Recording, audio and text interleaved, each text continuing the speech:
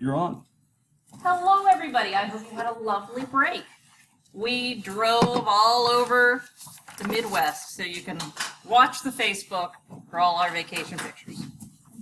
Okay, today we are going to talk about costume drama, which is also called period film. And the thing we want to focus on for this category, because there's a lot of crossover. You know, obviously the ancient biblicals also had lots of costumes in them. So, you know, there's a lot of crossovers in these different kinds of film we're talking about. But specifically in this category of film, what we're looking at is the emphasis on the setting rather than the characters or a particular event. So a lot of this stuff, although some of it is actually historically, a lot of it is literary adaptations or historical fiction. And so what I really want you to be looking for in these sort of things is the background, not just was this person real and did they do this thing, but have they created, either in the novel or the film, the correct ambiance, the correct look and feel of the age. Verisimilitude. Verisimilitude. Of the film. You gotta look that word up first. I think that's probably both anachronism and verisimilitude are, if not in today, they will be in later. Good. However, you look it up early and you already know what verisimilitude is. Okay. High school with it. So, things you should be looking for. Physical culture, social culture, and anachronism. Okay, so when we're talking about physical culture, we're talking about the things in the scene, the things, you know, that they're using, they're eating, they're driving, they're smoking, that sort of thing. Social culture is their way they're acting towards each other, the way they interact, the social divisions, if this is reflecting the way things would have actually been at the time. And who can tell me what anachronism is? Yes, sir. Something that doesn't belong in that time frame. Exactly. Something that does not belong. And it's not like, oh, you know, you got it off by a couple years, or, you know, the color's slightly wrong, or... slightly modern phrase. Yeah, it's when something like... in that Heath Ledger Knight's movie. Knight's Tale. Yeah, Knight's Tale, when they're playing the rock and roll music. You know, that is obviously very purposeful and chosen anachronism. So it's, you know, it's part of the movie. It doesn't bother most people. But in other things, if you're watching something and it takes you out of the story to the point you're like, well, that's not right. Okay, so the first thing we're going to talk about in physical culture is costume. Who wore it better? So, except for Joy, who I guess knows the answer to this question already. What? These are both all, well, first of all, can anyone tell me who all these people are? Women. Yes. They're not so little. I thought it was Jane Eyre. These are the Bennett sisters from Pride and Prejudice. And one of these costumes is historically correct, and one of them is not. Can anyone tell me which one of these is the correct historical costume? The what? The ballroom one? The bottom. Oh, yes. Anybody else? Well, the top one. Is this more historically accurate? I think it's No. Well, I just... This is the correct costume for the time period in which the story takes place. This is historically correct costume for a time period, but not the time period that the story takes place. This is about 150 years later. So, oftentimes, especially in older films, they were not so exacting with accuracy. Does it really affect the quality of this movie? It does for me. Perhaps it does for Joy. For those of you who didn't know the difference, probably not. So that's the sort of thing where you have to ask, am I being just a nitpicker because I happen to be an expert in this, or is this something that really matters? Yes, sir. Will this also have connections with biblical stories and stories and sounds? Because once again, it's almost like we don't have too much connection with the past, so we wouldn't be offended if it's a little bit inaccurate? Well, it's a sort of sliding up, because in the biblical and ancient, there was only one person in the room that knew whether it was correct or not. But as we go forward in time, now we have two people in the room that know whether it's correct or not. And, I showed you those uniforms the other week, and a lot more people. So, that's an open question. If no one knows, does it matter? Well, I think the historian would say, it doesn't matter if anybody else knows, you should still get it right. So costumes and hairstyles is one of the things you're going to be looking for in physical culture. Another thing would be technology. This is all from the movie Bonnie and Clyde. Now, a big part of this movie is the style element of it, and recreating the style of the 30s. So they've got cars, they've got guns, they've got cameras, in addition to the costumes. So someone who's really into Bonnie and Clyde is going to care whether that's correct. Yes? Something else we're talking about, like, it doesn't matter if it's historically accurate, because a lot of, like, what I believe about history comes from, like, this, like, cartoon. Oh, in the 30s they used that equipment because I saw it in the movie. Exactly. Because you're not paging through a lot of 1930s Life magazines. You're watching movies that either were filmed in the 30s or, more likely, took place in the 30s. Yeah. So if you're looking for it for historical representation, like you might here, it'd be more important. Whereas in A Knight's Tale, maybe, maybe not, So it's all about,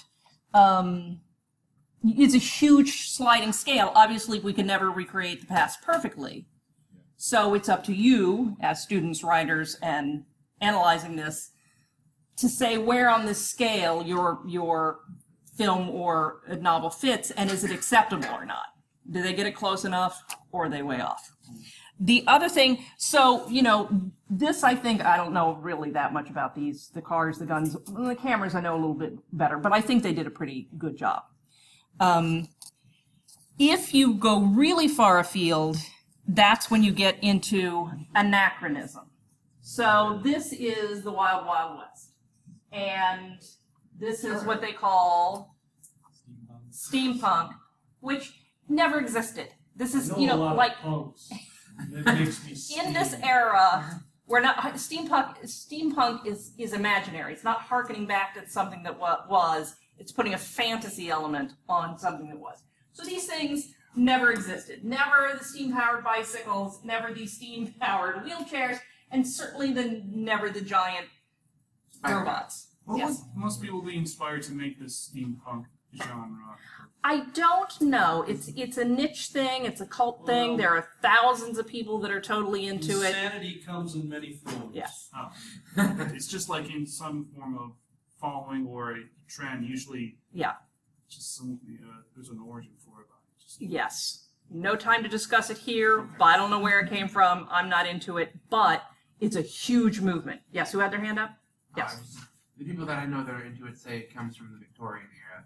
Yes, they're putting a layer of fantasy on the Victorian era. So this story takes place in the Victorian era, but they have put giant robots and steam-powered bicycles. It's not true. What? The 1860s. Yeah. Oh. Okay, does somebody else have a question? Okay, so costume technology, how far are you going to let it slide? Anachronism. Now, something like this, again, it was very purposeful. No one in the making of the Wild Wild West was trying to sell the idea that this is what it was actually like in the Wild Wild West. So it's, it's just a pure fantasy film. And awful. Did anyone ever actually see the television show Wild Wild West? I've seen the first episode. I did. Yeah. There's a quality TV series. It was Okay. Social customs. This is the other thing you're looking for. Social manners, language, ideas, housing, work. All of these films are based on social status that would not necessarily be relevant today. So, here is a story that revolves around the fact that in one state, Solomon Northrop was a free man, but in another state, he was enslaved. You can't really get this film if you don't understand not only that that was the law, but that everybody accepted that. In this film, they're so madly in love, but when he was a teenager, he promised to marry someone else who he hasn't actually seen in years. He's never kissed her, he's never held her hand, Doesn't matter. but it's a secret, and he cannot profess his love to Marianne, not Marianne. Emma Thompson. Yeah, the other one. Emma Watson?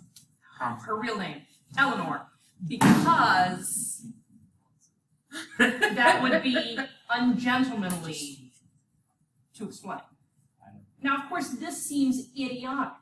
I ask you, did you ever entertain marriage with anyone when you were, say, like 14 years old? And do you feel bound by any conversation you had with another 14-year-old girl? No. So this is something that would make no sense in our era. But it makes perfect sense in this social environment. So in order to appreciate the story, you have to understand that in this environment, these two people were acting completely normally. In this story, this takes place when slavery was still legal in Britain, and this is a true story. She is the daughter of a British aristocrat and a woman in somewhere in the Caribbean. So anyway, the guy dies at sea, and his aristocratic family in England adopts her, and she grows up in riches, but she still can't eat with the family when company's there.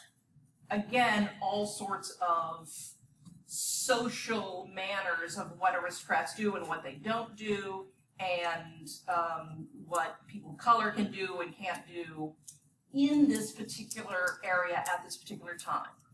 And this one, she is a gold-digging social climber. And she is sleeping her way to the top.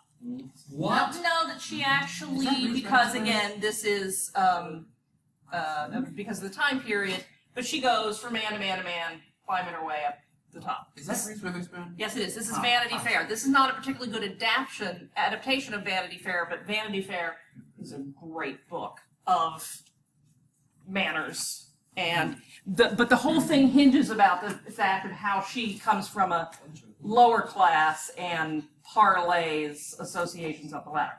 So all of these are not hinge. Some are true, some are not. But all of these stories hinge on not so much the carriages or the clothes, or the time period is important. You get that right. But is this true that, our Becky Sharp character could not just say, oh, well, I want a career of my own, that the only way she could advance in society was tricking men into getting engaged to her. Although not actually married in most parts. That's been known to happen today. Okay, this is not the picture I'm supposed to have. Okay. No. I'm just trying to match up my notes. Okay. So let's talk about anachronism here. Okay, we're dividing this. This is the dividing line here. Which side of this screen do you think is a more realistic depiction of women in the Old West? I'm hoping the one on the left. Yeah, I think so too. So this one up here is the Big Valley, and that was on TV in the late 60s. That's Linda Evans, if you ever watched Dynasty. So she has a lot of hairspray and false eyelashes, and that outfit doesn't great. That's Johnny Guitar. So this also takes place, and this is Butch Cassidy and the Sundance Kid. She looks like a knockoff Miss Kitty. Well, she is a school teacher in the Old West who apparently has a lot of mascara. So all of these things we look at, these were all huge hits. These were not criticized at the time for being laughably anachronistic because they fit into the time. Now I think these are excellent. I think these are excellent, accurate portrayal of what women really look like. But why do I think that? How do I know? Because they They're look not. like they're filthy. So the question is, have they really gotten better at portraying the truth? Yes, I think they have. But you also have to consider, because these are all recent films, in 25 years, are we going to look back at this and say, oh, that was so 2017? You know. Some of it is based on like real. Yeah, real research. Yeah, like I said, I think these are excellent, and they're based on, you know, good research, and you know, they go so far as to make the clothes out of, you know, hand-woven fabrics and whatnot. I just thought of something. I guess the better question is, was the purpose of the modern movies to be as accurate as possible, or was the purpose of the older movies just to tell a good story? Well, certainly all three of these are dreadfully dreary films about Because they're modern. suffering. And this is called Meek's Cutoff. They're lost in the wilderness. This one, I can't remember what it's called, but she's taking a lot of women who've been driven crazy by the Old West back to civilization, and she commits suicide. And this one's daughter has been kidnapped by Spoiler alert. Indians, and she's trying to get them back. So, Sounds like the whole list to me. well, they're all great films, but the point is, not only do you have to look at whether they did it accurately or not, but you have to consider the era in which they were made. And did that seem reasonable at the time? Maybe we'll look back at these and say these are excellent, or maybe they'll seem dated too. They don't look dated to us because we're in it. So, period films, of course, everything is a period film that takes place in one period or another, even if it takes place in the future. But when we're talking about period films, costume dramas, we're usually talking about later than ancient and biblical and before modern, which again is a very slippery slope. These are not defined dates. But they do fall into three general categories. The first, chick flicks. So a lot of these are literary adaptations. Again, with the Pride and Prejudice, you've now seen 3 different Pride and Prejudices. That's foul. This is Keira Knightley. That's Michelle Pfeiffer. And that's Helena Bonham Carter. So these tend to be very much about costume and hair and social manners. Lots of scenes of getting, you know, sucked into your corset and eating, you know, in a refined way, and the manners of the time. If you didn't eat so much, you wouldn't eat the course. Gentlemen also wore corsets. Wait, what? So, Yeah. so these are chick flicks. Anyone of you of my male members of the class ever been dragged to a chick flick against your will? Ladies, I ask you, you ever been dragged to a man movie? My mom has. Okay. So action films are also really great for period films. Specifically, I've got sword fighting on this. We got the Japanese. We got, you know, this is back in the 30s. What is the Japanese one? It's a Kurosawa film, but I don't remember which one it is. You know, I was just Google searching for, you know, sword fights. No. And of course, it's not Kurosawa. This ridiculous thing, which is a comedy, but it's also a period film of, you know, they're in the costumes, but, you know, they got the magical elements. So, Or at least when you have the man movie category, you get a lot more emphasis on armament, riding, you know, carriages, slapping people in the face with your gloves, and shooting duels, and stuff like that. That's what men are interested in. Ladies, how many of you have been dragged to a man movie? I like man movies. I don't like this, I don't like that Pirates of the Caribbean thing, because that's all fantasy, but I like it.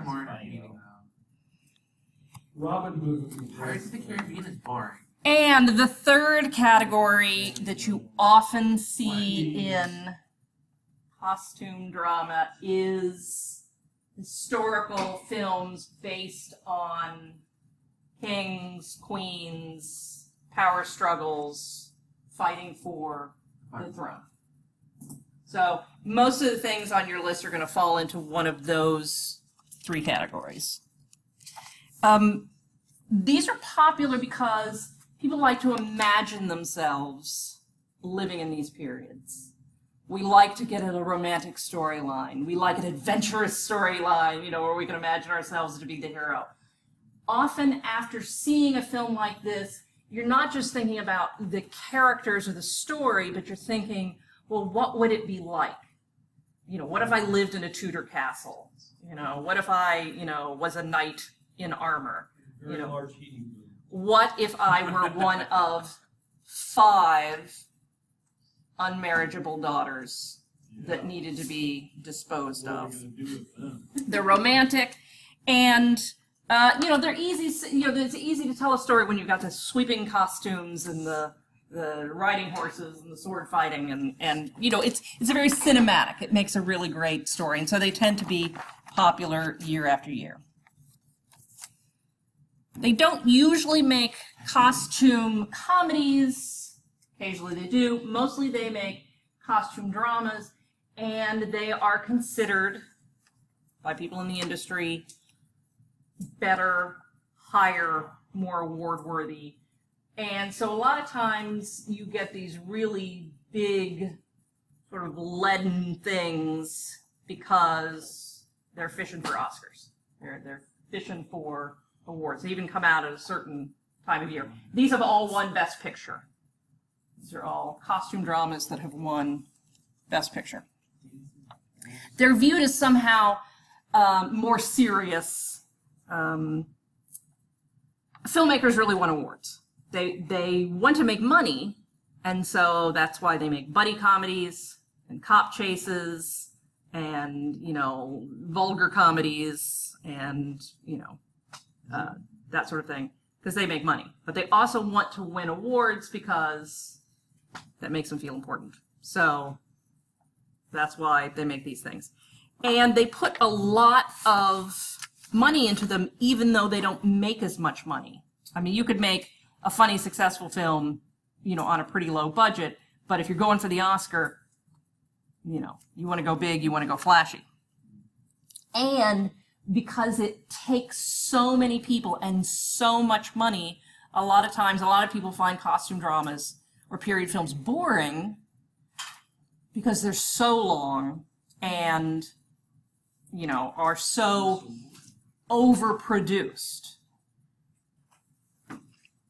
And the results can often be overblown. A lot of times that they're too long is because when they've spent that much money to get your cast of thousands, nobody wants to cut it because, you know, you want to show off, you know, like in the Cleopatra movie, the procession into Rome goes on for like 20 minutes. Well, it's not 20 minutes worthy plot-wise, but they put so much money into that production, you know, they want to give you, you know, all of your money. And of course, you don't have a lot of special effects in these kind of movies either. You know, you got to do it all on stage. So why do period films and costume dramas cost so much to make? Well, the first thing is the costumes and the sets. So this is a ballroom scene. This is Cinderella, actually. It's got a little magic in it. But every one of these people had to have their costume made for them. If they were making a movie about American college students and we were all going to be extras, they could shoot it right out there and we could all go dressed just like this, and it wouldn't cost them anything because it'd be pretty easy to pull off anything modern, you know, anything, or if you've got fewer people that have to have costumes. But when you've got this whole thing that has to be built in a set and every single one of these people has to have accurate hair and dresses, that takes a lot.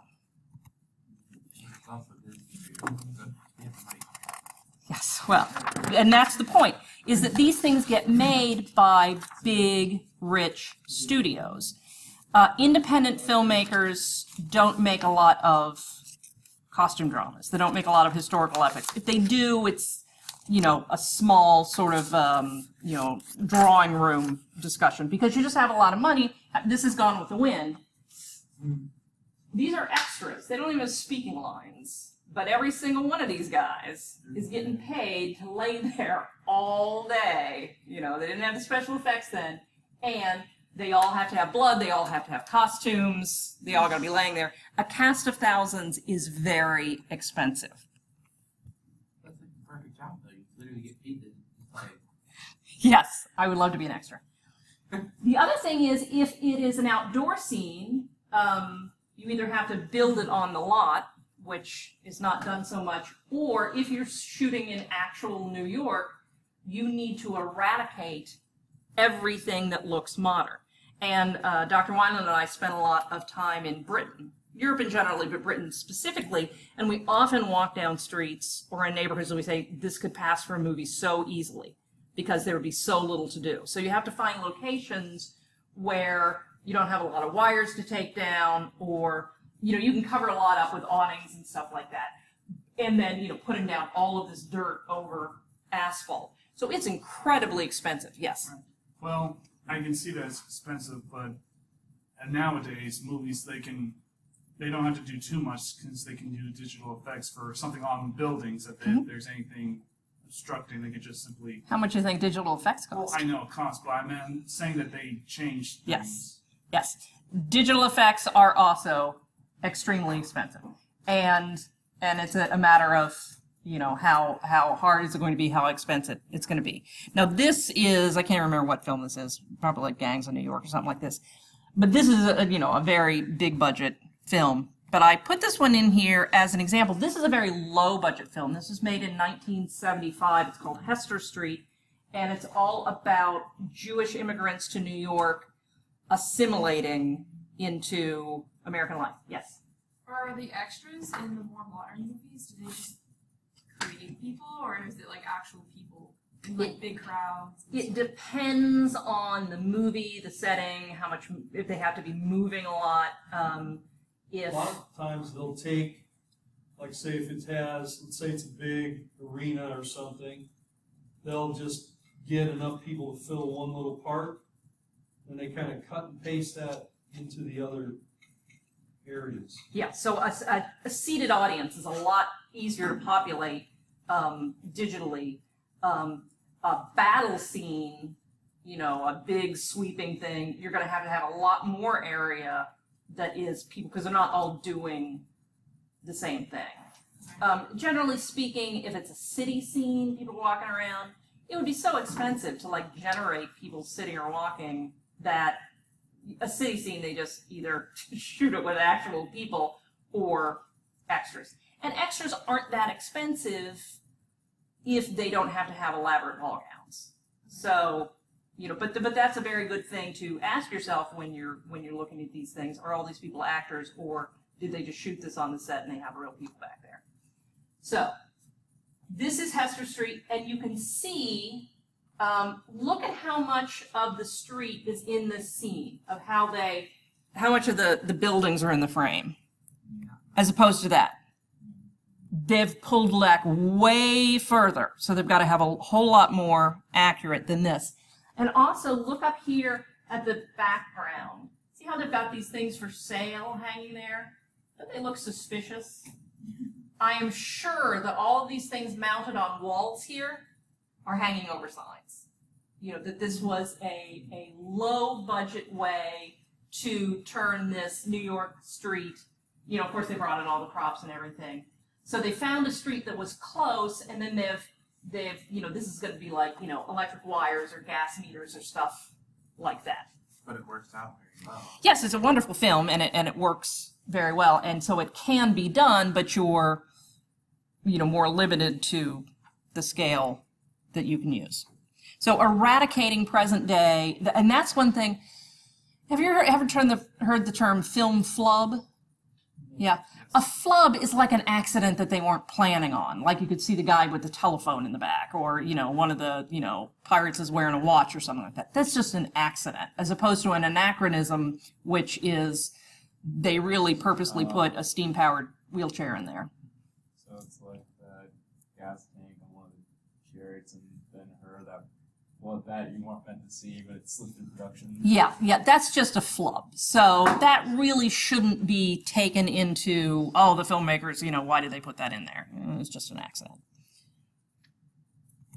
Okay, what? Would that also be film club, like even in TV shows where if you have people who are running, like you see them in one pair of shoes and then you see them running another pair of shoes? Yes, that's a continuity error. I've seen that in a lot of my TV shows. That's bad filmmaking. That's a continuity error, but again, that's a flub. That's not something you're meant to see.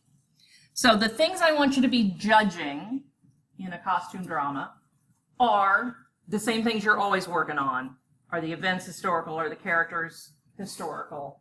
That's usual. But for this, I want you to specifically be looking for production details, anachronisms, the extras, the clothing, the hats, the social mores. But also, is it good storytelling?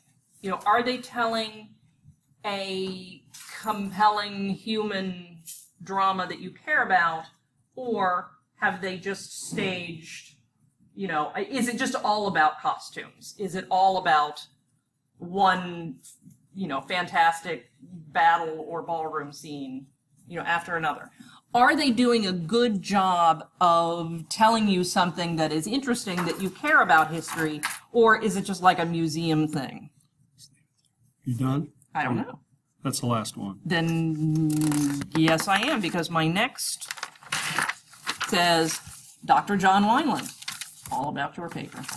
Okay. Yes, I am done. She's done. You may applaud. Thank you. Oh, that was for her. I want to... Oh, you can't see that. I can see it, but you can't see it. So let me do this and see what happens.